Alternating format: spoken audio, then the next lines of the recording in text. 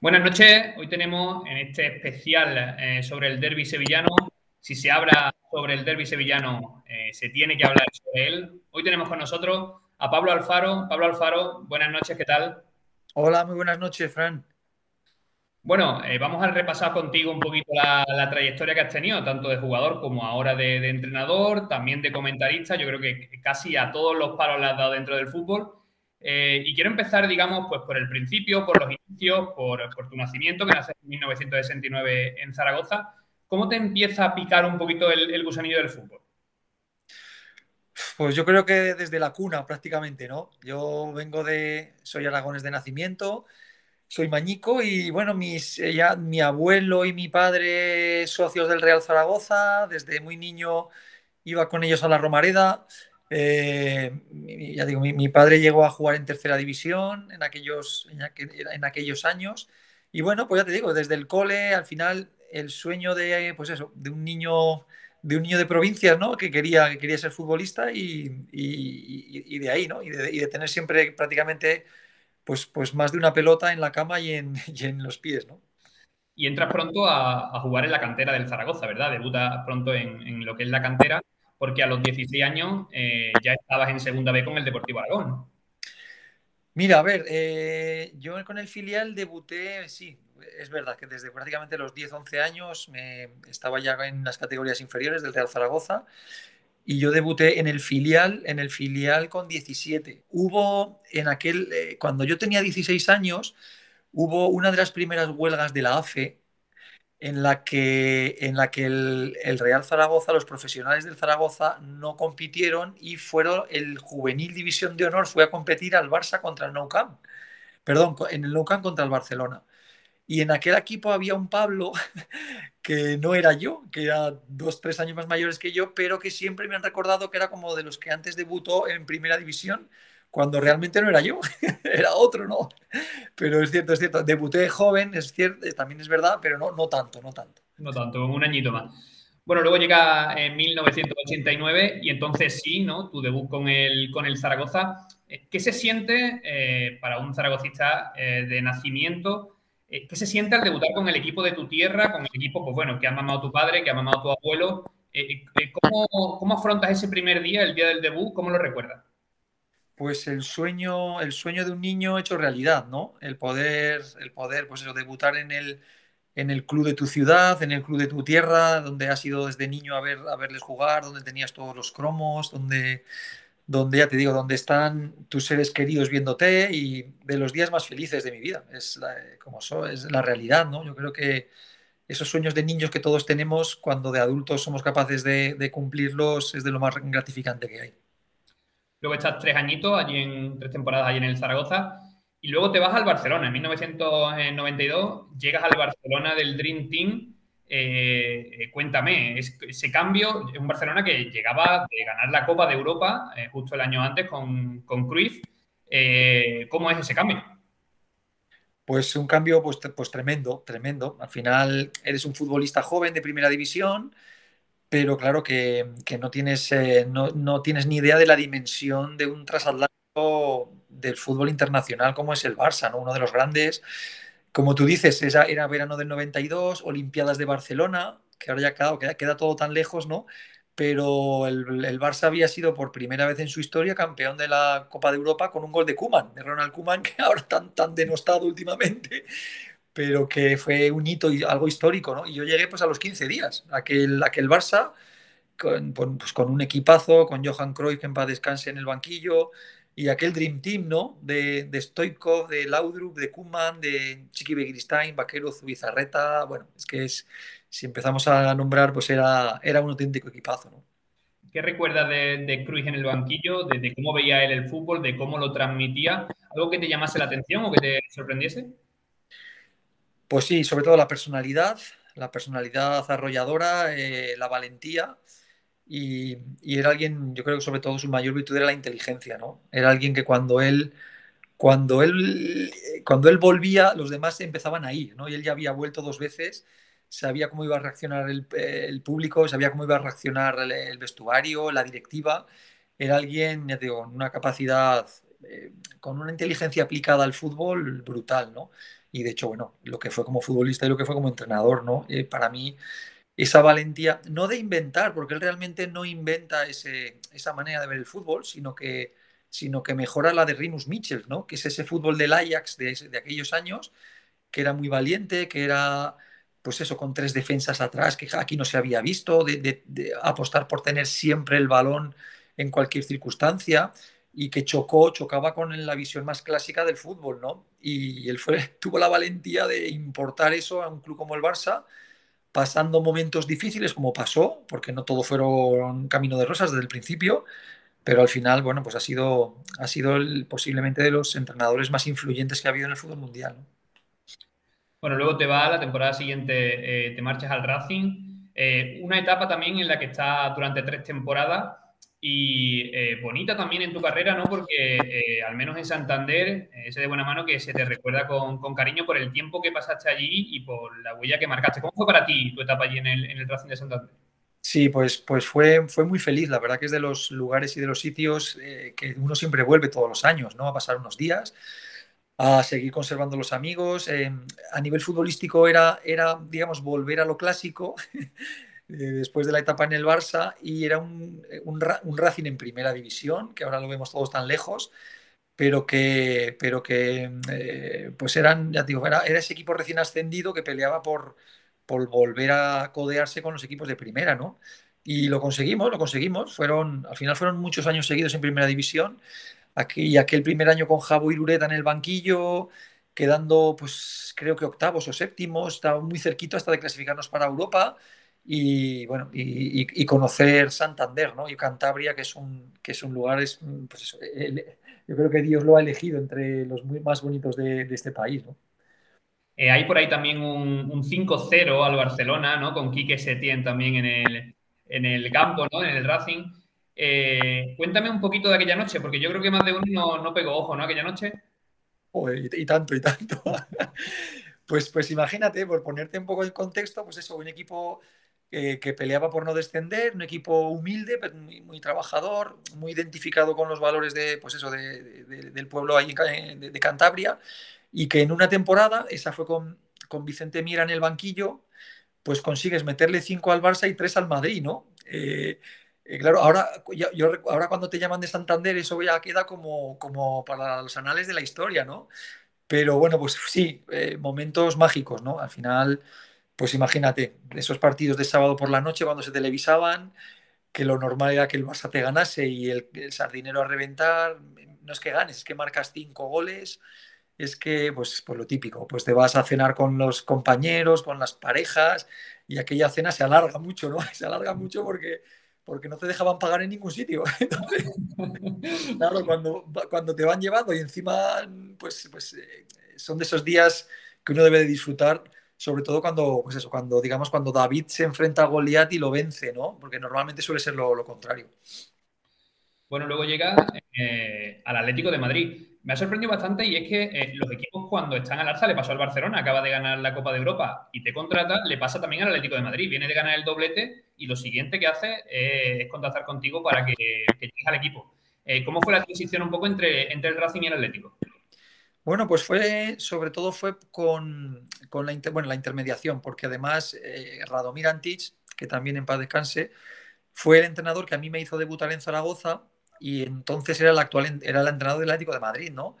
Ahora ya estamos acostumbrados a ver a un Atleti en Champions todos los años, ganando en la Liga, pero entonces el doblete, los atléticos lo recuerdan mucho, ¿no? Fue volver de nuevo a sacar la cabeza entre los grandes, ganarle, pues eso, tanto a Madrid como a Barcelona, los dos títulos nacionales. Y ya te digo, y yo es verdad que llegaba a grandes clubes y además con las mejores plantillas, ¿no? Tenía una competencia atroz y todos mis compañeros eran muy buenos y con el bloque ya va hecho y funcionando. Entonces, pero aún así también guardo muy buen recuerdo. Conseguimos jugar la Copa de Europa aquel año, fue otro año también bonito y bueno, y la verdad que los recuerdos en los clubes grandes uno siempre los tiene, ¿no? Luego deja el Atlético, firmas por el Mérida. Yo creo que has elegido estratégicamente las ciudades más bonitas de España para jugar. Quizás Toledo fue la que te faltó porque es que has jugado en ciudades preciosas y con equipos, bueno, clásicos. Sí, sí, a ver, al final no ha tenido, yo creo que es una de las fortunas de esta profesión, ¿no? De ser futbolista, el que puedes conocer lugares y sitios muy diferentes, muy distintos, te enriquecen todos. Y Mérida, bueno, pues era otra vez, digamos, ir de un grande a un club más humilde, otra vez pelear por el no descender, otra vez el fajarse en esas situaciones. Y bueno, Mérida fueron 3 años, es verdad que con un descenso por medio que a nivel de vivencias y de conocer una región, para mí, una de las grandes desconocidas de nuestro país como es Extremadura y con un potencial tremendo, y también de vivir lo mejor y lo peor del fútbol, ¿no?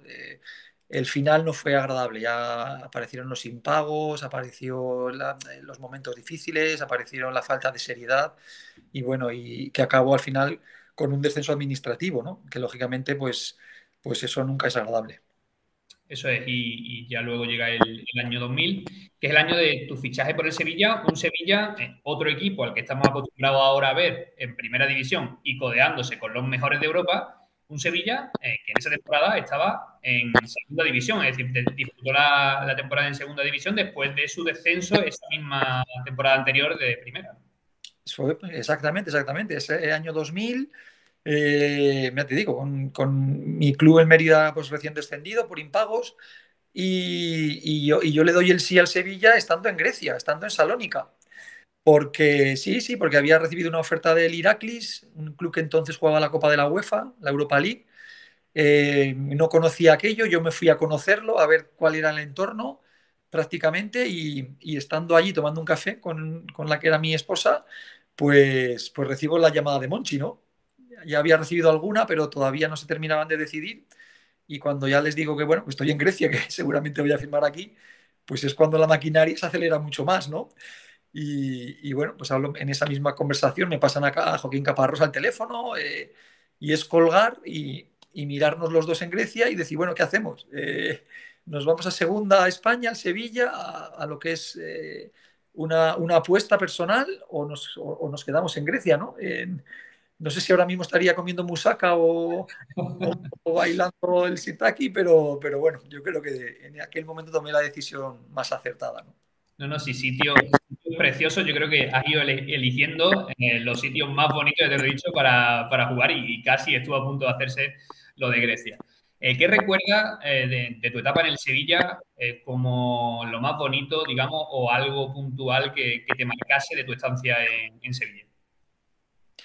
Pues mira, yo creo que lo que más debo de recordar además, el club, yo creo que fuimos creciendo todos, tanto los jugadores como el club, un poco de la mano y a la misma velocidad, ¿no? Y fue eso, fue un club en Sevilla en segunda división, un ascenso con una economía de guerra, porque la situación entonces era muy compleja, una consolidación en primera, el pelear por conseguir entrar en Europa, el meterte en Europa y fue eso, un crecimiento sostenible. Es que yo siempre digo, yo no tuve nunca 15 días malos seguidos en Sevilla, ¿no? Porque casi nunca encadenábamos derrotas seguidas, siempre remontábamos el vuelo rápido y fue un crecimiento, ya digo, que fueron los cimientos del Sevilla actual, ¿no? Entre todos creo que pusimos cada uno nuestro granito de arena para que ahora mismo estemos hablando pues, de otra multinacional futbolística como es el Sevilla, ¿no? Acostumbrada ya a verlo todos los años en competiciones europeas. Y en mucha diferencia en el clima, Pablo, por ejemplo, acostumbrado a vivir, por ejemplo, en Santander, que estuviste varios años, pasa a Sevilla, ¿lo notaste el clima, la diferencia de temperatura, por ejemplo, en verano, que cuando llega el verano ya es casi imposible estar? ¿Es algo que te influyó? Bueno, pero te adaptas, al final no te queda otra, ¿no? Así como en Santander aprendes a vivir con un paraguas en el maletero del coche, porque si no, claro, debe de ser así. Y en Sevilla te adaptas, pues por ejemplo, la primera semana que llegas, ¿no? La primera semana lo primero que te choca es en verano que las dobles sesiones sean a las 8 de la mañana y a las 8:30 de la tarde. Y claro, dices, pero ¿cómo puede haber más de 12 horas entre sesión y sesión, ¿no? Cuando llevas 2 días te das cuenta del por qué. Porque a las 6 de la tarde es imposible entrenar en agosto, ¿no? Si buscas un poco los objetivos pues eso, de condicionales que buscas, ¿no? Es adaptarte, no te queda otra, ya te digo, todo te enriquece cuando vas con la mente abierta y cuando, bueno, el carácter de la gente es todo diferente, ¿no? Cada lugar tiene sus peculiaridades. Luego, no sé si lo sabes, pero eres el jugador que más derbi sevillano ha disputado sin haber perdido nunca ninguno. ¿Cómo se afronta una semana de derbi en Sevilla, que ya sabemos que es algo diferente a lo que sucede, digamos, durante el resto de la temporada? Sí, sí, a ver, para mí es el derbi en España por excelencia, porque tiene unas connotaciones, primero por la pasión que hay en la ciudad, después porque son dos equipos. Es cierto que esta temporada, por ejemplo, los dos están a un muy buen nivel, ¿no? Y últimamente, con la progresión del Sevilla, ha habido más diferencias entre un club y otro, pero históricamente han sido clubes muy parejos, ¿no? Entonces, ¿qué ocurre? Que además no es que una parte de la ciudad sea de un equipo, no, no, no, es que en la misma familia el marido es de un equipo y la esposa es del otro, los hermanos están mezclados, está todo tan mezclado y es tan pasional que es muy bonito, ¿no? Es muy bonito. Yo creo que ya te digo, es el partido en el que nadie lo quiere perder porque el partido no dura 90 minutos, dura 2 meses antes y 2 meses después, ¿no? Entonces es algo digno de vivir, digno de sentir y ya te digo, y que yo siempre, no sé, a veces digo que es como la particular final de Copa del Rey que hay en Sevilla todos los años, ¿no? Entonces, es jugar una final todos los años, dos finales que las tienes y que obviamente hay que intentar no perderlas. Eso es. Y además, en tu primer derby, digamos, que eres expulsado en el minuto 66 después de aquel lance con Capi, ¿qué recuerdas de aquella jugada, del primer derby, de aquellos minutos, quizás pues también por la tensión de lo que se vive y de las emociones a flor de piel, ¿no? Sí, sí, sí, pues lo recuerdas casi todo, ¿no? Y sobre todo más cuando, bueno, cuando eres protagonista de una acción que gracias a Dios no pasó nada, no fue grave, pero que claro, cuando uno la ve detenidamente, pues nos pasamos de frenada, pero bastante, ¿no? Y cometimos ese error y bueno, y nos llevó pues merecidamente a salir del campo, a que me enseñaran la tarjeta roja. Gracias a Dios, te digo, no pasó nada porque Capi no sufrió ninguna situación de gravedad. Hicimos una muy buena relación a partir de eso, es cierto. De hecho, vamos, lo sentí así porque mientras el partido se estaba disputando y Capi estaba en su vestuario y yo en el mío, pues fui a verlo y a pedirle disculpas por aquella situación, pero además luego lo ganamos, ¿no? Esa es la cosa que cuando más negro se puso, cuando te quedas en inferioridad, eres capaz de remontar el partido y ganarlo y te vas con esa sensación de, pues eso, de llegar a tu estadio y hay 3.000 personas esperándote con la sensación negativa de saber que esas cosas no hay que repetirlas y bueno, y de que en aquel partido, recuerdo que el Nico Olivera, que era un futbolista que jugaba con nosotros, uruguayo, pues sale del autobús y lo sacan a hombros los aficionados como un paso de Semana Santa y al otro futbolista que sacan a hombros es a mí, a los dos. Entonces, claro, esos son los momentos que dices, esto no puede pasar más que en Sevilla, ¿no? Esto es una situación totalmente. Pero fue así, fue así. Entonces empiezas un poco a saber y a discernir un poco lo que se siente aquí, ¿no? Sí, sí. La verdad es bueno, que fue una situación también un poco extraña y ya termina esos años en Sevilla y eliges de nuevo Santander para tu retirada, ¿no? Como futbolista. Sí, sí, porque bueno, ya uno era consciente. Yo siempre he comentado que una de las cosas más importantes en el fútbol y en la vida es saber retirarte a tiempo, ¿no? O saber bajarte del tren cuando tú ya no puedes llevar esa velocidad. Aquel Sevilla ya iba como un tiro, yo tenía 36 años, un tal Sergio Ramos había salido y lo acababan de vender, había llegado en su lugar Dragutinovic, luego cuando yo marché llega Julián Escudé, o sea, era ya un Sevilla que iba, ya te digo, una velocidad de crucero en la cual a mí se me plantea la posibilidad pues, de poder seguir alargando mi carrera deportiva, de poder seguir jugando al fútbol, que es lo que más me gusta, y con 36 años me voy, bien es cierto que porque Manolo Preciado, que también que en paz descanse, es el entrenador del Racing que me pide que vaya pues, a ayudar al equipo en una situación pues, eso, pues como estaba el Racing para salvar la categoría en primera división y porque del Nido, José María del Nido también me asegura que en cuanto acabe el fútbol al día siguiente estoy trabajando en el club, ¿no? Entonces, pues ya te digo, me fui para media temporada y al final estuve esa media y una más en Santander. Nos ganamos la renovación por jugar muchos partidos y tuve la fortuna de poder, pues eso, de estar hasta los 38 en activo en primera división, ¿no? Que se dice fácil, pero al final uno echa la vista atrás y tiene mérito. He leído además esas dos anécdotas tuyas. La primera es que firmas por partido, la directiva esperando que no lo fueras a cumplir y los cumples con creces. Y la segunda es que dices que fuiste tú el que dejaste el fútbol y no fue el fútbol el que te dejó a ti, ¿no? Bueno, pues yo creo que sí, yo creo que sí. Ya, fíjate, claro, realmente cuando ya empecé a dejar de jugar más y ya uno ve que uno empieza a sentir cuando no juega que tampoco pasa nada, y yo creo que es el sí, peor síntoma que puede tener un profesional, pero ya fue con 37 para 38, ¿no? Entonces, pues había llegado el momento, bueno, pues gracias a Dios las lesiones nos habían respetado, el Racing había conseguido salvarse, además yo metí muy pocos goles, pero uno de mis goles en el un partido contra Osasuna fue vital para obtener esa salvación en primera división. Aquel Racing de Nikola Zigic y Munitis, que era el dúo sacapuntos que le llamaban, que fue muy, muy mediático. Y bueno, años muy bonitos, ¿no? Al final bueno, pues nos llega el momento a todos y con más o menos, porque nadie quiere que llegue y siempre te rebelas contra ello, pero al final, pues bueno, como tiene que ser, es ley de vida, ¿no? Además, marcas ante Osasuna, justo el 1-1 y últimos 10 minutos, creo, minuto 80, marcas el 1-1 y justo después marca Antoñito el 2-1 y ya es prácticamente la salvación del equipo. Eres el futbolista que se ha enfrentado a más equipos diferentes también en la historia de Primera División, que es otro dato que no sé si sabías, pero que si no lo sabes, 21 equipos, el futbolista que se ha enfrentado a más equipos en la historia de la liga. ¿Cuál es el secreto para estar tanto tiempo en la élite, Pablo? ¿Cuál crees tú que es el secreto o las claves para permanecer tanto tiempo y mantenerse en Primera División? Hombre, yo creo que hay varias, pero para mí la fundamental es, y te lo digo sin sinceridad, acostarte por las noches pensando en el entrenamiento del día siguiente. Para mí esa es la clave, porque al final en eso te resumo la pasión, la profesionalidad, el, el, el seguir siendo niño, todos llevamos un niño dentro, ¿no? Y en ese armazón de hombre duro, de defensa recio, pero al final sigue siendo ese niño que está deseando que llegue el recreo para coger el balón y salir a jugar.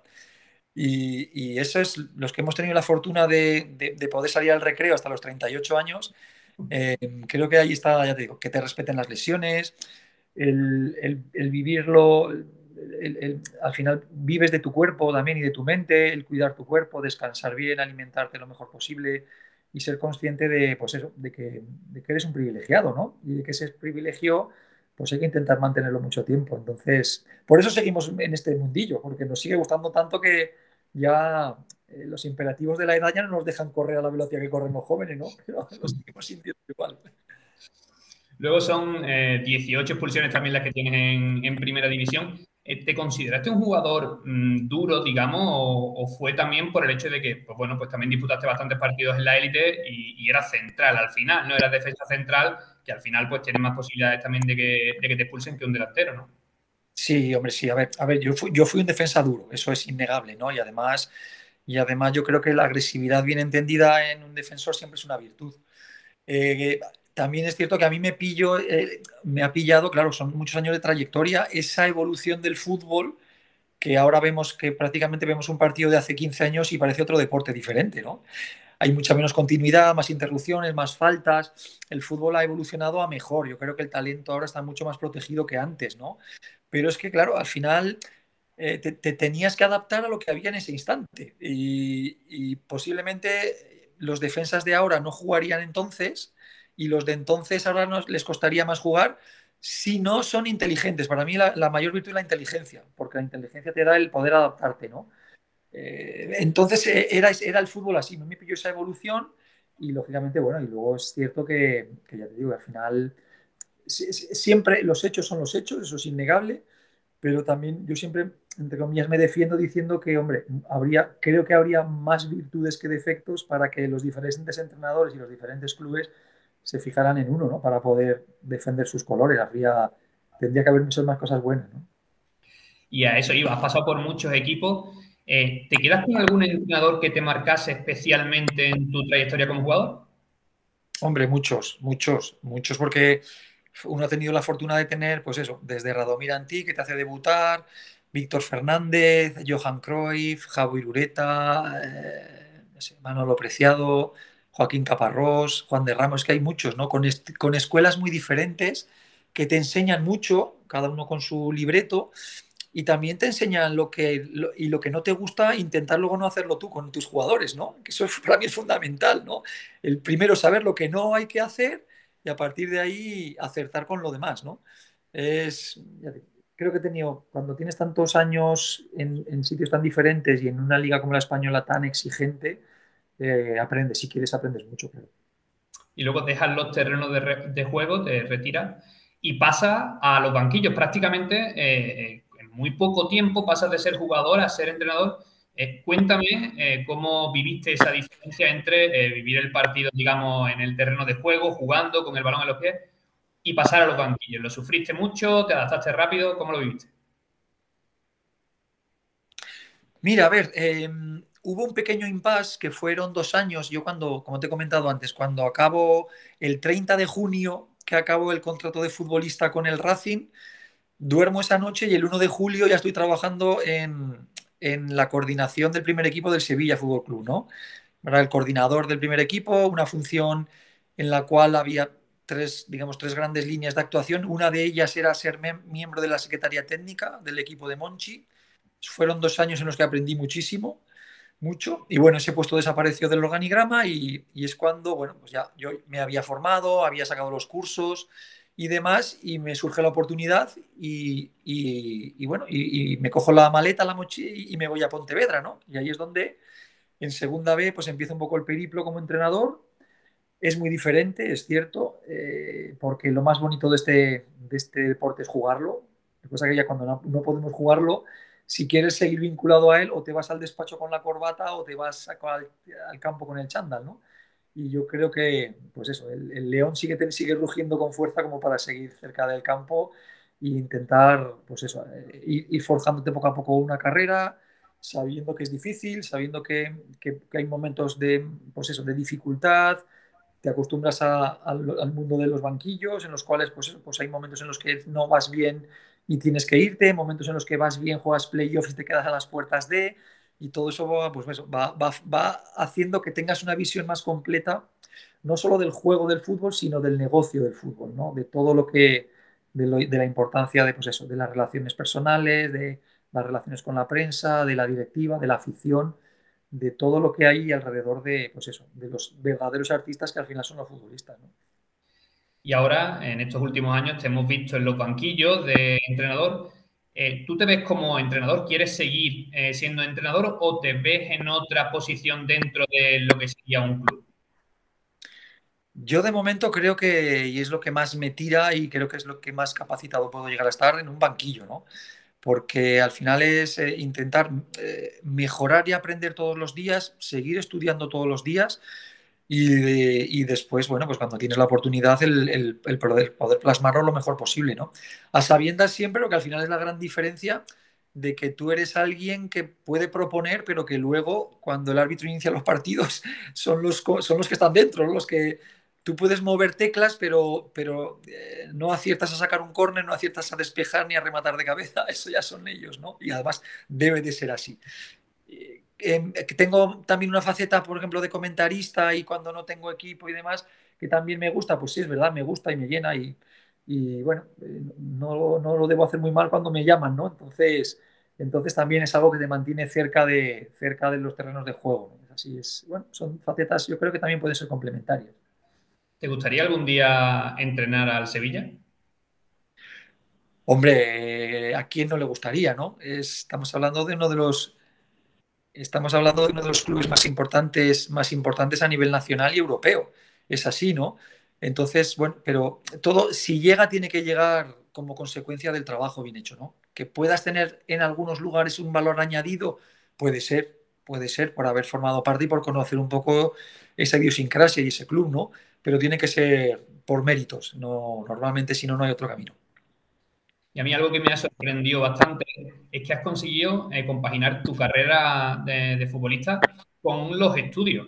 ¿Qué consejo le daría a los jóvenes, digamos, que van a empezar, que quieren empezar en el fútbol y a la vez están estudiando? ¿Se puede compaginar una cosa con la otra? En tu caso está claro que sí, ¿no?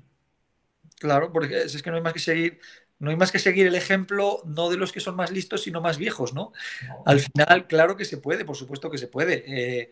Que cuesta, que tienes muchas tentaciones alrededor que lógicamente no te ayudan, es cierto, pero si uno lo tiene claro y sobre todo luego porque al final, y Fran, te lo dice una persona, en este caso, que él fue profesional y futbolista hasta los 38 años, porque luego hay mucha más vida, hay mucha más vida. Y es que hoy en día en la sociedad actual, con 34 o 35, casi eres aprendiz de algo, ¿no?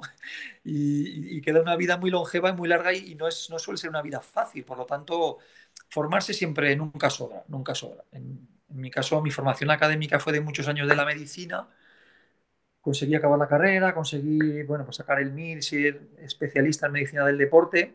Y ahora, por ejemplo, me dedico, pues fíjate, a entrenar, que también hice mis cursos, a comentar fútbol, ¿no?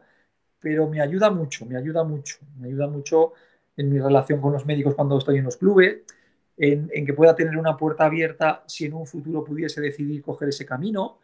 Al final, que te cierren las puertas a los demás, no te las cierres tú. Ya que intenta abrir muchas y ser capaz de, y luego elige, porque si no tienes más que una y te la cierran, te quedas en una situación muy compleja. Bueno, creo que es la mejor reflexión para cerrar este ratito de charla. Pablo, muchísimas gracias por atenderme, por estar este ratito aquí, por charlar un ratito de fútbol, que al final es de lo que se trata. Yo te tenía ya fichado en la base de datos como futbolista, estás como entrenador también y estás como comentarista, o sea que sepas que te tengo fichado por bastantes sitios. Un placer, Pablo, y muchísimas gracias. Nada, un placer a ti, Fran, y la verdad que se agradece mucho este tipo de entrevistas, ha sido muy cómoda, la verdad que muy, yo creo que productiva, por lo menos para mí. Gracias, Pablo, un abrazo. Gracias.